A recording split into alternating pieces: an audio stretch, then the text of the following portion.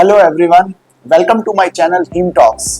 हर बार की तरह मैं इस बार फिर आपके साथ एक नया हेमेटोलॉजी टॉपिक लेके प्रस्तुत हुआ हूं और आज हमारे हेमेटोलॉजी के टॉपिक के चर्चा का विषय है platelet, its importance and disorders.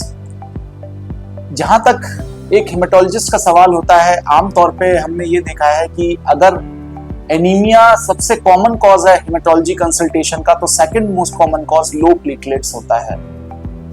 Platelets आखिर होता क्या है, इसकी क्या इंपॉर्टेंस होती है और हाई प्लेटलेट्स एवं लो प्लेटलेट्स में क्या क्या कंडीशंस इन्वॉल्व होती हैं और हमें किस प्लेटलेट डिसऑर्डर को बहुत ज्यादा सीरियसली लेना चाहिए, आज हम इन्हीं सब टॉपिक्स पे चर्चा करेंगे।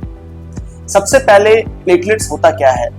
जैसा कि हम सभी जानते हैं कि हमारे ब्लड में 3 रक्त कोशिकाएं होती हैं, एक लाल रक्त कोशिका यानी कि आरबीसी, एक श्वेत रक्त कोशिका यानी कि डब्ल्यूबीसी और एक प्लेटलेट्स। तो लाल रक्त कोशिका हीमोग्लोबिन को बनाती है, श्वेत रक्त कोशिका इन्फेक्शन फाइट करने वाले सेल्स को बनाती है एवं प्लेटलेट्स हमारे ब्लीडिंग को रोकते हैं एवं हमें डिफरेंट डिसऑर्डर्स में कहीं से भी हम कहीं भी ब्लीड ना करें उससे बचाते हैं। लेकिन आज जो हमारी चर्चा का विषय रहेगा खाली प्लेटलेट्स पे ही केंद्रित रहेगा। प्लेटलेट्स हमारी बॉडी में आमतौर पे जो नॉर्मल प्लेटलेट काउंट है वो 1.5 लाख से 4.5 लाख होती है, लेकिन इसका मतलब ये नहीं है कि किसी का प्लेटलेट यदि 1,30,000 है या 1 लाख है तो उसको कोई बहुत ही गंभीर बीमारी है। हमारे देश में ये पाया जाता है कि करीबन 10 से 20% लोगों के प्लेटलेट्स आमतौर पे 80,000 से 1 लाख के या 1 लाख या 20,000 के बीच में रहते हैं, लेकिन उनको कोई भी किसी तरीके का कोई परेशानी या डिसऑर्डर नहीं होता है।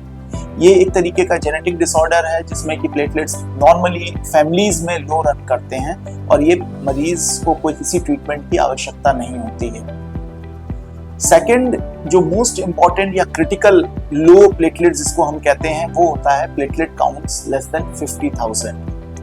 किसी भी मरीज का जिसका प्लेटलेट काउंट लेस देन 50,000 चला जाता है तो ये एक अलार्मिंग सिचुएशन है और हमें किसी भी हेमेटोलॉजिस्ट या फिजिशियन से जल्द कांटेक्ट करना चाहिए। अब इस लो प्लेटलेट्स के मुख्यतः यदि हम विभाजित करें तो 2 टाइप से कारण हो सकते हैं। एक तो ये कि हमारा जो बोन मैरो है या अस्थि मज्जा है वो कम प्लेटलेट्स मैन्युफैक्चर कर रहा है, यानी कि जो प्लेटलेट्स की मैन्युफैक्चरिंग साइट है बोन मैरो वही किसी कारणवश कम प्लेटलेट्स बना पा रहा है, जिसके फलस्वरूप हमारे प्लेटलेट्स बॉडी में कम चल रहे हैं। या फिर हमारा बोन मैरो तो प्लेटलेट सही बना रहा है लेकिन वो ब्लड में आने के बाद जल्दी टूट जा रहे हैं और दोनों ही कारण अपनी अपनी जगह बहुत कॉमनली देखे जाते हैं। ये माना जाता है कि ज्यादातर केसेस में जो लो प्लेटलेट्स के होते हैं उसमें हमारी बोन मैरो सही काम कर रही होती है लेकिन प्लेटलेट्स ब्लड में जाने के बाद जल्दी टूट जाते हैं। और इसमें सबसे इम्पोर्टेंट कॉज जो सबसे कॉमनली हम लोग देखते हैं वो होता है आईटीपी यानी कि इम्यून थ्रोम्बोसाइटोपेनिया, जिसमें कि एंटीबॉडीज ही प्लेटलेट्स को तोड़ देते हैं और इसके फलस्वरूप हमारी प्लेटलेट काउंट बहुत ड्रॉप कर जाती है। ये बीमारी आईटीपी यूजुअली किसी भी वायरल इन्फेक्शन, सर्दी खांसी जुकाम के बाद डेवलप होती है और ये बच्चों से लेकर बुजुर्गों तक किसी भी एज ग्रुप में मैनिफेस्ट कर सकती है। हाँ, लेकिन ये पाया गया है कि यदि ये बीमारी बच्चों में होती है तो इसका रिकवरी रेट बहुत अच्छा होता है और ज्यादातर बच्चे पूर्णतया कंप्लीटली रिकवर कर जाते हैं, जबकि अगर यही बीमारी किसी बुजुर्ग में यानी कि 60 इयर्स प्लस एज में होता है तो उसमें यूजुअली हमें कोई ना कोई अन्य सीरियस बीमारी भी साथ में मिलती है। तो कहने का तात्पर्य यह है कि जितनी यंग एज उतना ही रिस्क ऑफ सीरियस डिसऑर्डर कम होता है इस आईटीपी की बीमारी के साथ। सेकेंड इंपॉर्टेंट कॉज जो प्लेटलेट को तोड़ देते हैं वो है इन्फेक्शंस। बहुत सारे इन्फेक्शंस होते हैं, आप लोगों ने कई वायरल इन्फेक्शन जैसे कि डेंगू इन्फेक्शन का नाम सुना होगा, मलेरिया, काला अजहर, ये बहुत सारे बुखार ऐसे होते हैं जिसमें कि प्लेटलेट्स बहुत तेजी से गिर जाते हैं, लेकिन ये प्लेटलेट्स बहुत टेम्परेरी या ट्रांसिएंटली गिरते हैं और फिर बोन मैरो फिर से दोबारा रिकवर हो जाता है। ये माना जाता है कि करीबन 5 से 10% पेशेंट्स जो कि किसी इन्फेक्शन के चक्कर में प्लेटलेट्स गिर रहे हैं उनमें से 5 से 10% पेशेंट्स का प्लेटलेट काफी लंबे समय तक कम रहता है और वो यूजुअली आईटीपी वाली कैटेगरी में चले जाते हैं जिसके लिए स्पेसिफिक ट्रीटमेंट की आवश्यकता होती है। अब हम दूसरे ग्रुप पे आते हैं जिसमें कि प्लेटलेट्स कम है, लेकिन वो प्लेटलेट्स मेनली बोन मैरो के प्रोडक्शन फैसिलिटी में खराबी होने की वजह से हो रहे हैं, यानी कि बोन मैरो सही तरीके से प्लेटलेट्स बना नहीं पा रही या मैन्युफैक्चर नहीं कर पा रही। और इसमें जो मुख्य कारण है वो बहुत ही सीरियस डिसऑर्डर्स हैं, जैसे कि एक्यूट ल्यूकीमिया यानी कि ब्लड कैंसर, या फिर एप्लास्टिक एनीमिया जिसमें कि बोन मैरो पूर्ण रूप से सूख जाता है। लेकिन ये दोनों डिसऑर्डर, चाहे एप्लास्टिक एनीमिया हो या फिर ब्लड कैंसर, इन दोनों डिसऑर्डर्स में खाली अकेला प्लेटलेट ही कम नहीं होता है, प्लेटलेट के साथ हीमोग्लोबिन भी कम होता है, डब्ल्यूबीसी काउंट भी कम होते हैं या ज्यादा होते हैं। और ये बहुत ही रेयर है कि खाली किसी मरीज को खाली ब्लड कैंसर हो और उसके खाली प्लेटलेट्स ही कम हुए हों और हीमोग्लोबिन और डब्ल्यूबीसी काउंट बिल्कुल सही चल रहा है। यूजुअली इन डिसऑर्डर्स में हमें बोन मैरो टेस्ट की आवश्यकता पड़ती है और बोन मैरो टेस्ट के बाद ही हम बता पाते हैं कि मरीज को क्या बीमारी है।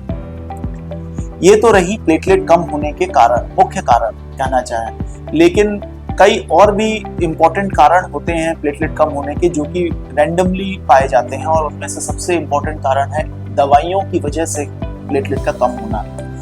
बहुत सारी दवाइयां हम ऐसी प्रयोग में यूज करते हैं जिसकी प्लेटलेट पे सीधा असर डालती हैं और मरीज के प्लेटलेट कम करती जाती हैं। ये दवाइयां एंटीबायोटिक्स भी हो सकती हैं, दिल की दवाइयां भी हो सकती हैं, एंटी डायबिटीज मेडिकेशंस भी हो सकती हैं, कई सारी प्लेटलेट्स। तो अक्सर मैं अपनी क्लिनिकल प्रैक्टिस में यदि कोई मरीज मेरे पास एक बॉर्डरलाइन लो प्लेटलेट्स लेके आता है तो मैं जरूर उससे ड्रग हिस्ट्री लेता हूँ, यानी कि क्या वो कोई और दवाइयां तो साथ में नहीं चल रही। अब लो प्लेटलेट से आप आगे बढ़ के हम अब डिसाइड करते हैं कि हाई प्लेटलेट्स के क्या कारण होते हैं, क्योंकि हाई प्लेटलेट्स भी उतना ही खराब है। यदि लो प्लेटलेट होने से ब्लीडिंग होती है तो हाई प्लेटलेट होने से थ्रोम्बोसिस रिस्क बढ़ जाता है। थ्रोम्बोसिस मतलब क्लॉटिंग का रिस्क बढ़ जाता है, यानी कि हमारे खून का थक्का हमारे किसी भी बॉडी के पार्ट में जम सकता है, तो वो भी उतने ही लाइफ थ्रेटनिंग होता है। नॉर्मली जैसे मैंने कहा था कि एक नॉर्मल इंसान का जो प्लेटलेट काउंट है वो 1.5 लाख से 4.5 लाख होता है, और अगर इससे ऊपर चला जाता है प्लेटलेट काउंट तो वो एक चिंता का विषय है, क्योंकि ज्यादा प्लेटलेट भी उतनी ही हानिकारक है। मोस्ट कॉमन कॉज ज्यादा प्लेटलेट होने का जो कॉमनली देखते हैं वो है iron deficiency anaemia. Iron deficiency anaemia का मतलब कि ब्लड में आयरन की कमी होना, और ये देखा जाता है कि जिन मरीजों में आयरन की बहुत ज्यादा अधिक कमी होती है उनमें कंपनसेटरी प्लेटलेट काउंट अपने आप बहुत हाई मिलता है, यूजुअली 5-5.5 लाख तक पहुंच जाता है। सेकेंड इंपॉर्टेंट कॉज जो हाई प्लेटलेट्स का बहुत कॉमनली देखने को मिलता है वो होता है CML या माइलोप्लोरिफरेटिव नियोप्लाज्म, जिसको हम लोग MPN कहते हैं शॉर्ट में, और उसमें मुख्य कारण CML क्रोनिक माइलोइड ल्यूकीमिया। ये एक तरीके का ब्लड कैंसर होता है जिसमें कि बोन मैरो ज्यादा काम करती है, जितनी काम करने की जरूरत नहीं होती उससे 5 गुना ज्यादा काम करने लगती है कुछ जेनेटिक डिफेक्ट होने की वजह से। और इसके कारण भी हमारी बिकॉज बोन मैरो ज्यादा काम कर रही है तो प्लेटलेट्स भी जाहिर है ज्यादा बनने शुरू हो जाते हैं। तो ज्यादा प्लेटलेट होने की वजह से इन पेशेंट्स में भी इनकी स्प्लीन बड़ी होनी शुरू हो जाती है, इनको क्लॉटिंग रिस्क ज्यादा देखने को मिलता है, कहीं पे भी किसी भी हमारे ब्लड वेसल्स में क्लॉटिंग होने का खतरा रहता है। तो इसी के साथ आज इन शॉर्ट मैंने प्लेटलेट काउंट पे चर्चा की, और मैं आशा करता हूं कि आप लोगों को मेरे इस वीडियो से कुछ नई जानकारियां मिली होंगी, और फ्यूचर में मैं आपके सामने फिर प्रस्तुत करूंगा कुछ ऐसे ही दिलचस्प वीडियो। नमस्कार।